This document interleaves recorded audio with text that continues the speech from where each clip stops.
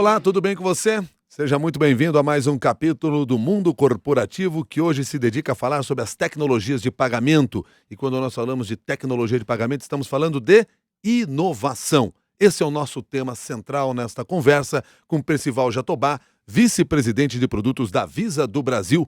Percival Jatobá, desde já, muito obrigado pela sua gentileza de estar conosco. Um bom dia. Bom dia, Milton. Nós é que agradecemos a gentileza do convite e aqui ansioso para poder contribuir um pouquinho para esse tema que é tão importante no dia a dia, né, E Milton? tão rico para se É falar. verdade. Bom, Percival, eu disse que tecnologia de pagamento e inovação são duas coisas que estão totalmente ligadas. Imagino que hoje, empresas como a sua, o investimento na área de inovação é essencial. Absolutamente essencial. E se você me permite, Milton, eu quero voltar 2 passos atrás para contar um pouquinho como é que a gente começou a acelerar os nossos investimentos em relação a esse tema. A questão de 2 anos e meio, 3 anos e meio atrás, a Visa tomou uma decisão que para mim foi icônica.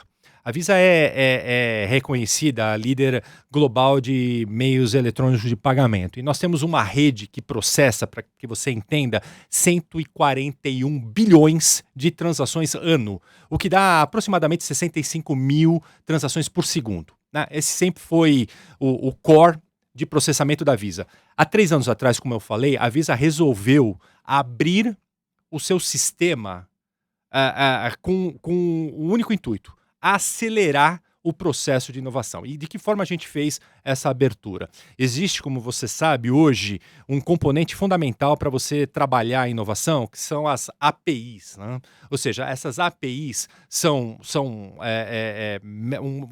para não entrar muito na parte tecnológica, é um processo que acelera a conexão entre serviços e produtos, né? Então, essas APIs foram desenvolvidas dentro do sistema da Visa e elas estão à disposição de desenvolvedores no mundo todo para que eles possam se conectar no nosso sistema, né? O que era antes um sistema fechado, né, e só de usufruto da Visa, passou a ser algo que a gente oferta para toda a comunidade de desenvolvedores, e não só os desenvolvedores como a gente conhece hoje, mas também para os nossos clientes tradicionais, que são os bancos, as instituições financeiras, os comércios. Isso foi fundamental, porque a gente está partindo do seguinte pressuposto: inovação não é mais realizada somente dentro da Visa.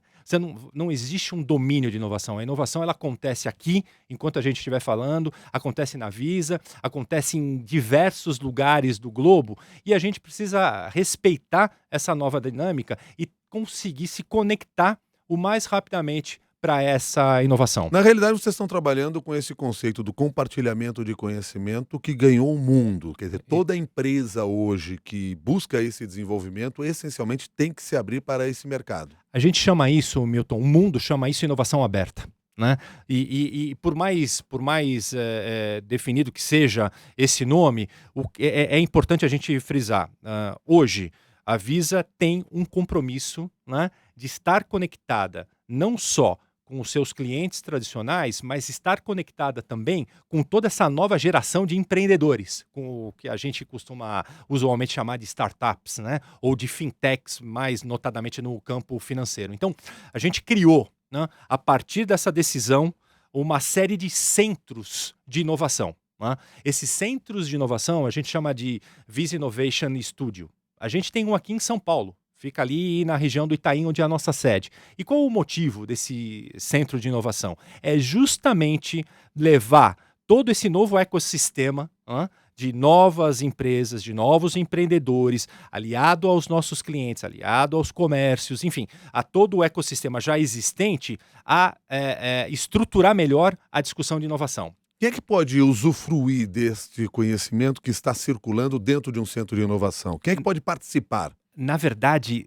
todos estão convidados. Inclusive, a gente tem até discutido a participação da própria mídia, né, que tem muito a agregar nessa discussão. Então, qual que é o fundamento? O fundamento é: nós temos um problema, nós temos que endereçar uma situação, o cliente usuário do cartão ou o comércio que recebe o nosso produto tem especificamente, né, como a gente chama no jargão corporativo, tem uma dor a ser tratada. Então, nós convidamos diversos agentes do ecossistema né? E aí nós já tivemos lá antropólogos, né? Já tivemos lá psicólogos, já tivemos matemáticos, já tivemos estatísticos, porque essa é a beleza da inovação aberta. Ela não está restrita necessariamente a uma visão financeira, né? Muito pelo contrário, se a gente coloca o ser humano como centro das nossas ações, é muito justo que você tenha profissionais que conheçam o comportamento daquele ser humano. Então, respondendo mais assertivamente a sua pergunta,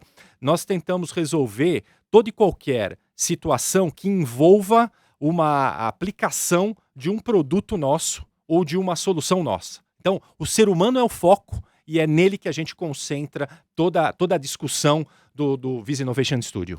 Me permita entender o seguinte, até para enxergar isso de maneira Claro. muito prática. Dentro do trabalho que vocês vêm realizando nesse centro de inovação, você teria um exemplo assim de uma ação que saiu dali e que foi colocada em prática? Claro. Na verdade, a gente tem alguns. Eu vou te dar um exemplo que nasceu num centro de inovação, num centro de desenvolvimento e que hoje está ganhando o mundo. O carro conectado, né? A gente recentemente apresentou, né, em diversos eventos globais, o conceito do carro conectado. E o carro conectado ele parte de um princípio simples. Você dirigindo vai ter acesso a realizar transações de pagamento enquanto se locomove. E de uma maneira muito simples, né? Você interage com a sua voz, né? E você solicita, por exemplo, que uma determinada cadeia de fast food prepare ali um determinado lanche. Você, ao falar, né, com um assistente virtual do teu carro, já starta, né, já dispara um pedido de transação. Esse pedido de transação vai até o seu banco, retorna com a aprovação, ou não, né? Esperamos que nesse caso seja aprovado, tá certo? Ele retorna com o processo de aprovação, você passa, usando o conceito que é muito mais tradicional lá fora do que aqui, num drive-thru, você recolhe, né? Você coleta lá o seu lanche e vai embora. Isso sem ter que tirar o cartão da carteira ou usar qualquer tipo de identificação, só com um comando de voz. E como é que a gente consegue fazer isso? Porque existe um cartão, né, dentro do teu sistema de interação. O que a gente fala é que as credenciais do cartão elas vão ser colocadas, né, dentro de um processo que vão ser capturadas e enviadas de forma segura. Agora, pegando esse exemplo que você citou agora, eu vi aí pelo menos alguns protagonistas. A própria empresa de cartão, de Sim. tecnologia de pagamento, que nós continuamos chamando empresa de cartão, apesar de necessariamente não usá-la ser mais, isso, mas essa empresa de tecnologia de pagamento, a fabricante do automóvel, provavelmente alguém que desenvolve a tecnologia dentro do carro, o banco e, finalmente, lá a lanchonete onde eu vou comprar o meu lanche. Então, nós pegamos pelo menos 5 protagonistas nisso. Exatamente. Como é que a gente faz esta rede realmente funcionar e esse tipo de serviço ser adotado por todos a ponto de valer a pena, do ponto de vista do custo do investimento? Claro. Essa é a beleza de você ter um ambiente de inovação aberta. Porque isso surgiu justamente de conversas onde nós convidamos todos esses protagonistas, porque, na verdade, aí todos eles acabam tendo um papel importante de protagonismo, para decidir qual é o papel de cada um. Isso é fundamental, Milton. Então, na verdade, na hora que a gente senta, e na hora que a gente convida, né, toda a indústria e as mais variadas indústrias para discutir, ainda que seja num primeiro momento exploratório, que é exatamente isso que eu acabei de descrever, ou seja, o carro conectado ele ainda não está massificado, mas não há como não massificar, né? Porque ele caminha em muito estreito contato com uma coisa que a gente chama da internet das coisas. Se você quiser, daqui a pouco a gente pode conversar um pouquinho. E essa internet das coisas, segundo alguns artigos e algumas pesquisas, apontam que em 2020, 50 bilhões de máquinas estarão de alguma maneira conectadas, tá certo? Então, não tem como isso não massificar. Acho que a tua pergunta ela é absolutamente fundamental, como todos nós que estamos envolvidos ganhamos dinheiro e como todos nós fazemos com que essa operação seja uma operação rentável e saudável sob o ponto de vista corporativo. Acho que isso é o dia a dia, isso se chama escala, isso se chama adaptação de processos, como a gente já viu em vários momentos da indústria de pagamentos. Mas acho que o mais, pelo menos para mim, o mais ambicioso e o mais interessante de tudo isso é que antes as empresas elas se fechavam dentro dos seus laboratórios ou dentro das suas salas de projeto, né, muito comum, né, sala de projeto, e tentavam resolver o problema não só que lhes pertencia, mas o problema que não pertencia necessariamente a elas, e sim às outras empresas e principalmente ao cliente. Hoje não. Hoje você olha para o cliente e tentando entrar um pouquinho mais no detalhe, qual que é a dor que a gente resolveu? A dor que a gente resolveu é que não necessariamente agora você precisa desacelerar o carro, parar o carro, pegar o seu cartão, ligar no seu telefone, esperar alguém te atender, ficar passando dados por voz que poderiam ou não ser capturados. Ou seja, a gente resolveu uma grande parte desse processo na hora que a gente automatizou toda essa situação. Só para exemplificar mais em cima Não, do perfeito. ponto. E eu fico pensando que a gente está falando aqui, você citou o caso do carro, que nem está tão conectado ainda, né? Esse é um processo em avanço, mas se a gente parar para pensar, coisa das mais simples hoje em dia, você Sim. passa o carro com sem parar, com um tag lá que você tem no vidro, abre a cancela, paga a Exatamente. gasolina, etc e tal, você já está Exatamente. fazendo. O seu carro, de alguma maneira, já está entrando nesse processo e você acha que o seu carro nem é tão moderno assim. Né? Meu Verdade. motor ainda é 1.0, é um carro simplesinho. É. Não, mas ele já está conectado a partir do momento que ele coloca isso. Quer Claro. dizer, isso é só o avanço de um processo que vem se desenvolvendo por aí. Eu falei agora há pouco aqui que a gente continua se referindo, por exemplo, a empresas como a sua, de empresas de cartão, porque é cultural, isso Claro. vem do tempo. Agora, as empresas de cartão deixaram de ser empresas de cartão para serem empresas de tecnologia. Hoje vocês trabalham com tecnologia. Pois é, a gente costuma dizer que o cartão plástico, na forma que existe e nós conhecemos, ele está passando por um processo de desconstrução. A gente chama a desconstrução do plástico. É um termo um pouco poético, mas eu vou tentar definir aqui de uma maneira mais prática. Ou seja, quando nós da Visa nos apresentamos em algum evento ou em algum tipo de reunião, a primeira pergunta ou a segunda pergunta, Milton, é: quando o cartão de plástico deixa de existir? Né? Quando é que ele acaba? Quando é que outras tecnologias alternativas acabam assumindo esse papel? Eu, particularmente, respondo da seguinte forma: acho que nunca. Né? Eu me lembro há anos atrás, quando lançaram os e-books, né? Da mesma forma, apregoou-se o final das livrarias, né? Falava-se que o livro de papel ia deixar de existir. Eu casualmente li o ano passado, nunca se vendeu tanto livro de papel, em papel, como o ano passado. Então, o que está acontecendo? O cartão de crédito, cartão de débito, cartão pré-pago no formato de um plástico, ele começa a dar espaço, ele começa a abrir espaço, melhor dizendo, para formas não tão usuais e alternativas de pagamento. Por exemplo, o ano passado nós lançamos uma pulseira, né, em parceria com o Bradesco, que efetua pagamentos. Nós lançamos também uma pulseira com a Brasil Pré-Pagos que efetua um pagamento. A gente acaba de lançar também uma pulseira com o Banco do Brasil que efetua pagamentos. Nós lançamos um relógio, né, em parceria com a Swatch, que você paga com relógio. Eu tenho diversas histórias engraçadas dessa relação de pagar com relógio, né? Nós lançamos um anel. Você pode pagar com um anel. Enfim, os chamados vestíveis, ou wearables, como queira, assumiram um papel muito importante, porque eles unem duas indústrias. Eles unem a indústria do pagamento com a indústria da moda. Então, algo que você pode até achar que é chato pagar, talvez, para algumas pessoas seja chato, não seja tão legal, acaba sendo descolado. Eu fico pensando aqui, bom, primeiro que o tempo, né, levou essas diferenças, porque antigamente a gente falava o dinheiro de plástico, né, para se referir ao fato de que passávamos a usar um cartão, então, Exato. para as compras. Quer dizer, você deve ser mais ou menos da mesma geração, nós passamos pelo dinheiro de plástico. Sem dúvida. Hoje você fala na desconstrução do plástico. É. E aí eu lembro também que era até comportamental, assim, você saía com a namorada, tirava o seu cartão de crédito e pagava a conta com o cartão de crédito, sinal de que você tinha crédito para Exato. pagar. E você está me dizendo agora que isso vai perder o charme, talvez, para eu pagar com a minha pulseira. Por exemplo, eu acho que o charme talvez a gente não venha a perder, Milton, mas a gente deixa o charme um pouquinho do lado e passa a ser olhado como uma pessoa descolada, inovadora, disruptiva, qualquer que seja o adjetivo que a gente queira dar. O interessante é que não para por aí.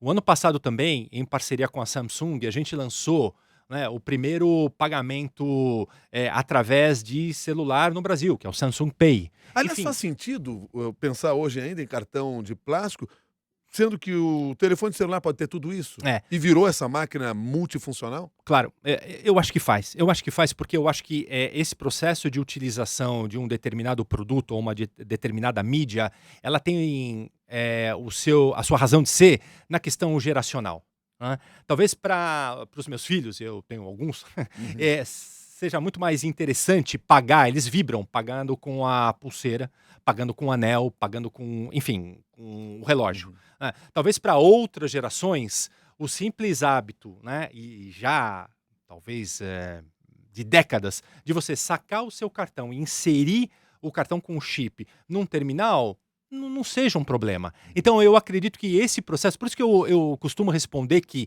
o plástico ele vai continuar existindo, porque existem pessoas que não veem a necessidade de trocar a forma com que elas pagam, porque elas não estão resolvendo nenhum problema, elas continuam tendo aquele hábito. Então, respondendo à sua pergunta, eu acho que tem espaço para gerações que vão usar o telefone, cada vez mais essa geração ela se avoluma, vão ter pessoas que vão preferir usar a pulseira, porque de repente ela está num ambiente como uma praia, ela está no clube e ela quer se sentir um pouco mais livre, não quer levar carteira ou celular até mesmo. Enfim, eu acho que é geracional, é também de oportunidade. Eu acho que existe espaço para tudo isso. O papel da Visa, né, é fazer com que, independentemente do tipo de utilização ou de produto, você tenha três principais componentes. O primeiro e o mais importante é a segurança, Milton. A gente não pode abrir mão da segurança. Tá, essa é a questão crucial, me parece, Sem quando dúvida. nós falamos em pagamentos eletrônicos. Sem dúvida. E curiosamente, se você comparar hoje o mercado de cartões no Brasil e o mercado de cartões nos Estados Unidos, aqui no Brasil você tem um nível de segurança muito maior. Você se referiu ao chip. Nos Estados Unidos a gente às vezes até se assusta É, pelo fato de que não se pede absolutamente nada para um determinado pagamento que você faz. Passa lá sequer uma senha é colocada. verdade. Isso é cultural? Eu acho que os Estados Unidos vêm agora numa aceleração e num comprometimento de migrar absolutamente o parque deles, tanto de aceitação como de cartões para chip. Então, provavelmente na sua próxima visita aos Estados Unidos, você vai se assustar com a velocidade que eles estão migrando. Então, muito em breve, a gente vai ter os Estados Unidos como o restante do mundo já dentro desse processo. Por quê? Porque eles perceberam que não adiantava ficar fora desse processo de terminalização com chip e de adoção do chip. Agora, o que a gente discute muito hoje é justamente como eu faço, né? E o termo é embarcar, né? Uhum. Como eu embarco as credenciais, que são o número do cartão, a data de validade, aquele código atrás, né, de 3 dígitos que a gente tem no verso do cartão, de maneira segura no meu celular, na minha pulseira, no meu anel, enfim, futuramente no carro e assim por diante. Então, a indústria, né, e a Visa liderou esse processo, criou um padrão, né, de segurança que nós chamamos na indústria de tokenização, né? Então, Uhum. essa tokenização é um protocolo global, né, hoje é absolutamente fundamental para você garantir que, na medida em que você migra ou você transborda de um pagamento com um cartão de plástico para um pagamento digital, você, nesse processo de embarcar os teus dados da tua conta em algum device ou algum aparelho, você faça da maneira mais segura possível.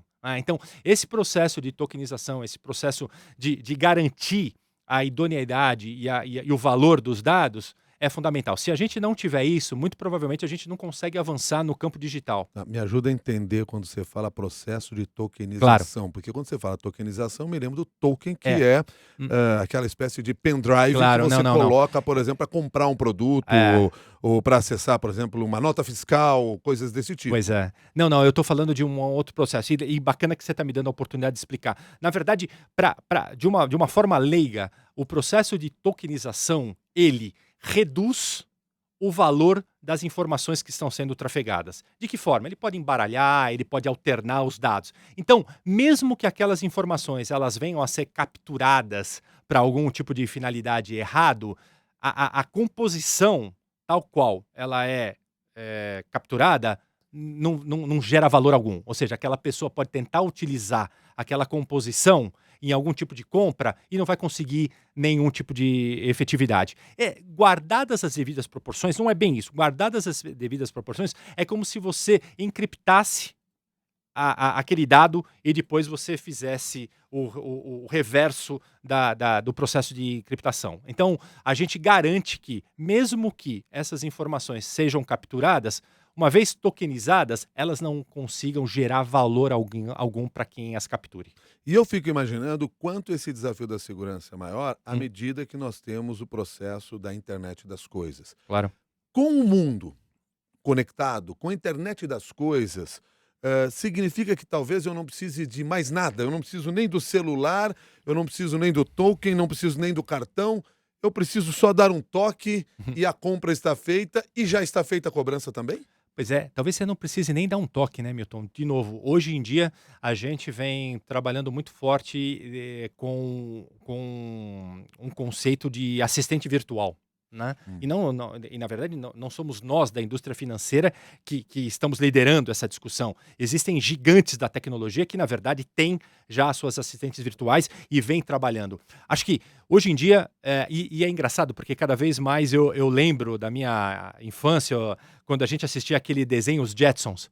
E cada vez mais hoje, aquilo tudo, né, que o Hanna-Barbera imaginou, provavelmente no final dos anos 60, começo dos anos 70, acontece. Você vai chegar na sua casa, vai ter um assistente virtual e você simplesmente vai virar para aquele assistente virtual e falar assim, olha, eu preciso comprar determinado produto, eu preciso resolver determinado pagamento, e aquele assistente virtual vai estar conectado com o seu pagamento, né, a sua forma de pagar, e ele vai disparar, ele vai startar tantas quantas transações forem necessárias para poder resolver a sua vida. Então veja que você não vai precisar sequer apertar o botão, como foi o teu exemplo. Mas vocês ainda vão estar no meio do caminho.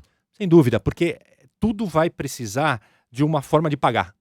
Então, e a forma de pagamento, no nosso caso, a melhor é a Visa. E a Visa vem desenvolvendo todos esses projetos para que ela seja a melhor forma de pagar e a mais usada. Então, o ato de pagar, o meio de pagamento eletrônico, sempre vai existir, Milton. O que a gente está falando é como a gente melhora a experiência do usuário em torno do pagamento. A internet das coisas já é uma realidade hoje? Eu acho que ela vem se tornando uma realidade em algumas indústrias. Ela é muito mais palpável.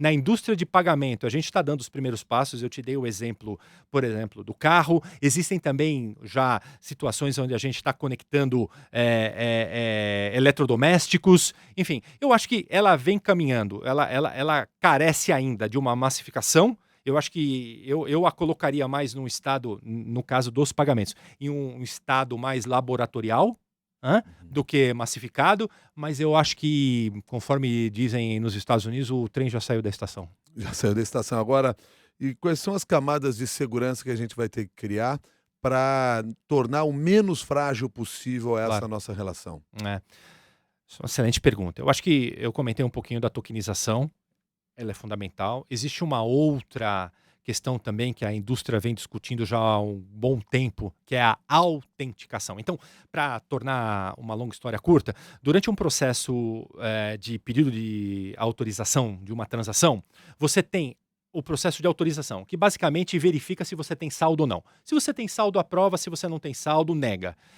Outra forma de você verificar é a transação, se é o Milton, se é o Percival que estão comprando. Isso a gente chama na indústria de autenticação. Você autentica a pessoa que está comprando e você também autentica o comércio que está vendendo, né? Então, esse processo de autenticação, que a Visa também desenvolveu já protocolos para poder trabalhar, é de fundamental importância, porque você pode até, né, ter os fundos necessários para a compra, mas você pode ser vítima de uma fraude, né? Isso, principalmente no comércio online, ou como a gente chama, nas transações de cartão não presente, né? É muito comum. Então, acho que a tokenização aliada à autenticação, e a autenticação ela pode ser de diversas formas. Você pode ter autenticações biométricas, né? Você pode ter autenticações através desse token que você acabou de falar, que é um chaveirinho, Pode né? ser Que um equipamento para tal. Para tal. Então, a indústria vem trabalhando muito fortemente no campo de garantir que as transações, que os dados sejam corretamente carregados, né? Que é o embarcar dos dados, e também que a transação aconteça da forma mais segura possível. Hoje em dia me chama a atenção o seguinte: você vai fazer uma transação através de um cartão ou coloca seu dado, etc., e imediatamente seu telefone toca alguém ligando dizendo assim: é verdade que é o senhor que está fazendo essa compra ou não é? Está dentro dos seus padrões ou não está? Como é que se consegue ter essa resposta tão rápida? Eu estou sendo monitorado?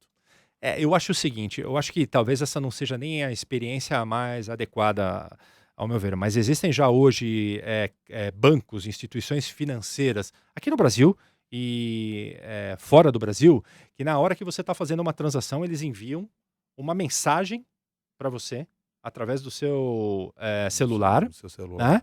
E muitas vezes eles podem te pedir algum código para que você valide, ou outras vezes eles pedem para ligar. Eu acredito que a gente vai evoluir, né? E essa coisa de falar pelo telefone ou ao telefone sobre um determinado tipo de transação talvez não seja a mais agradável. A gente vai evoluir para que você receba uma mensagem no seu celular e você confirme. Eu acho que isso, de novo, talvez hoje não seja a mais agradável das experiências, mas ela é importante porque garante, acima de tudo, que você não vai ter o desprazer de depois ter uma transação fraudada. E o desprazer maior ainda de ter que cancelar o seu cartão e momentaneamente ficar sem ele. Tá, você só não me respondeu uma coisa. Eu estou sendo monitorado? Eu acho que as transações financeiras são. São. As transações financeiras são. Vocês hoje têm como identificar, eu estou fazendo uma compra, se eu estou realmente naquele local fazendo a compra? A gente tem a gente tem hoje uma plataforma, um serviço chamado Mobile Location Confirmation. Esse sistema é um sistema bastante avançado e ele, através do GPS, porque todo celular é um GPS, não é, Milton? Todo celular tem é um GPS. um GPS. Então, a partir da identificação do GPS no seu celular, nós enviamos a latitude e a longitude de onde você se encontra conjuntamente com as informações que são enviadas para a autorização. Olha que bacana. De tal forma que se o banco recebe uma informação dizendo que você está na latitude A e na longitude B e o comércio se encontra em um outro local absolutamente diferente, ele vai ter muito mais propriedade para tomar decisão. Não necessariamente ele vai negar, porque pode ser uma transação através de e-commerce, mas a gente sim consegue enviar muito mais informações. É possível identificar, vocês têm esses dados, assim, quantas informações vocês cruzam ao mesmo tempo para saber que aquela compra que está sendo feita não está dentro do meu padrão, aquela compra que está sendo feita, ela é suspeita. Por quê? E eu vou abrir um parênteses aqui, quero deixar primeiro claro o seguinte: eu adoro quando eu sou notificado pela minha operadora porque havia alguma dúvida. Eu prefiro isso a descobrir que fui fraudado, como já aconteceu no passado, né? E você tinha uma dificuldade depois para reaver tudo aquilo. Então eu prefiro isso. Eu não gosto é quando a compra é bloqueada porque há uma suspeita. Aí realmente é uma experiência ruim, Claro. porque dificilmente a pessoa que está negociando com você acredita que ela é suspeita e acha que você não tinha saldo mesmo. É verdade. Fechado aqui esse parênteses, o que eu pergunto a você: quantas informações são realmente cruzadas para vocês conseguirem ter essa ideia se ali está sob suspeita ou não? Essa tua pergunta é importante porque me dá a oportunidade também de explicar os limites da atuação da Visa e das instituições financeiras. A Visa, ela trabalha fornecendo uma série de informações de geolocalização, de scoring, de possível fraude para as instituições financeiras, né, para o banco. O banco é soberano em tomar a decisão final. Então, o que acontece, Milton? A gente gera um sem número de informações, não sei te precisar exatamente quantas, e o banco tem outro sem número de informações de cadastro, scoring também e de behavior de utilização. A combinação das informações que a Visa envia e principalmente a qualidade das informações que o banco tem sobre o cadastro do Percival e do Milton é que faz com que o banco tome a decisão de aprovar, de negar ou de repente entrar em contato com você para fazer algum tipo de verificação. Então, eu não sei te dizer quantas informações são geradas. O que eu quero passar para você e para os nossos ouvintes e quem está nos assistindo também é que como é que eu posso colocar? A indústria de meios eletrônicos de pagamento no Brasil, é hoje uma das mais sofisticadas e mais atentas à questão de fraude. E os nossos números, apesar de eu não poder divulgá-los, apontam para isso, né? A gente tem uma preocupação muito grande. Agora, a definição final de quem vai aprovar ou negar uma transação reside na instituição financeira. A Visa apoia e a Visa envia determinadas informações para ajudar na tomada de decisão. Não sei se eu me expliquei. Não, perfeito. Baseado aqui na questão levantada pelo Carlos Soares, através da internet, te pergunto o seguinte: vocês se baseiam na arquitetura de blockchain para desenvolver as operações de vocês? Vocês utilizam essa arquitetura? Para as operações hoje, padrão da Visa, nós ainda não utilizamos o blockchain. Nós recentemente lançamos uma plataforma de pagamento B2B utilizando o blockchain, que não está ainda disponível para o mercado brasileiro. Ela foi desenvolvida para o mercado norte-americano, se chama Visa Connect, e nós estamos agora analisando toda a possibilidade de trazê-la, né, tropicalizá-la, porque sempre você precisa entender que o Brasil é um país, o famoso país das jabuticabas, tem uma série de questões que são próprias do nosso país, e que bom por isso, né? Porque nos torna único em um sentido, e a gente vai trazer. Mas hoje, tudo isso que eu expliquei e toda essa rede de processamento da Visa não comunga ou não trabalha com blockchain. Tá certo. Bitcoin é uma mudança de paradigmas aí na questão da transmissão de dados, da transação? Acho que sim. Acho que hoje a gente também analisa a gente a gente analisa e a gente segue muito de perto todas as iniciativas de Bitcoin, né? Ainda que nós não estejamos inseridos dentro desse processo, conforme eu acabei de comentar, aí pegando a questão do blockchain, eu acho que é uma forma válida, né? É algo que precisa talvez ser ainda melhor entendido sobre a perspectiva, não da Visa, mas talvez dos reguladores, né? Dos bancos centrais e tudo isso. E a gente tem analisado e tem participado como mais um ouvinte, mais uma pessoa que está vendo como é que esse negócio vai evoluir. Baseado aqui também no que o pessoal está comentando, eu queria perguntar para você, porque eu não fiz essa pergunta lá no início. Você é vice-presidente de produtos da Visa. Qual é a sua formação? Pois é engraçado. Eu sou formado em letras. Interessante, né? Você é formado em letras. Pois é. E hoje você trabalha com tecnologia. Tecnologia. Como é essa transformação de carreira? Pois é, além de ter que pagar vários boletos, né, em casa, que eu tenho que pagar, né? Mas tirando a parte da brincadeira, eu acho que a formação, né, da pessoa de meios eletrônicos de pagamento, ela é a mais diversa possível. Então, e diversificada possível. Se hoje a gente for olhar a formação das pessoas que trabalham, você vai encontrar de tudo. Você vai encontrar arquitetos, economistas, até pessoas de formação de humanas, como é o meu caso. Eu acho que a beleza de tudo isso, e a gente foi e voltou, é que o centro das nossas atenções é o ser humano. Então, até mesmo um cara que não tem, como eu, uma formação tão arraigada na tecnologia, consegue entender hoje o ser humano de uma maneira mais abrangente. Hoje, a inovação aberta, ela mira como resolver os problemas do ser humano. Porque se alguém não resolver, Milton, se nós não formos capazes de resolver esse problema, alguém está preparado para resolver. E a gente perde espaço. Tá, eu fiz até essa pergunta porque o Mário Albuquerque, que está aqui com a gente também pela internet, ele queria saber que tipo de profissional hoje vocês necessitam na área em que você atua. Você está falando aqui de uma maneira geral, assim, na verdade precisamos de todos caras Todos. muito criativos. Eu acho que sim. Eu acho que sim. Respondendo a pergunta do Mário, hoje quando a gente vê o corpo de pessoas que trabalham na Visa, a gente tem... E a gente quer ser bastante eclético nisso. Você tem todos os tipos de formação e a gente está cada vez mais buscando essa diversidade dentro das formações, porque isso vai fazer com que a gente consiga sair fora do bias, né? do preconceito, daquela coisa preconceituosa de achar que determinada situação só vai ser resolvida dessa forma. Então a gente tem buscado diversos profissionais. Eu até mencionei que em vários ciclos de criação e de cocriação que a gente faz lá no nosso Visa Innovation Studio, a gente já convidou profissionais que eu particularmente nunca imaginei que estariam lá presentes em discussões, como antropólogos, filósofos, psicólogos. Até pessoal de letras. Pois é, até eu tô lá dentro.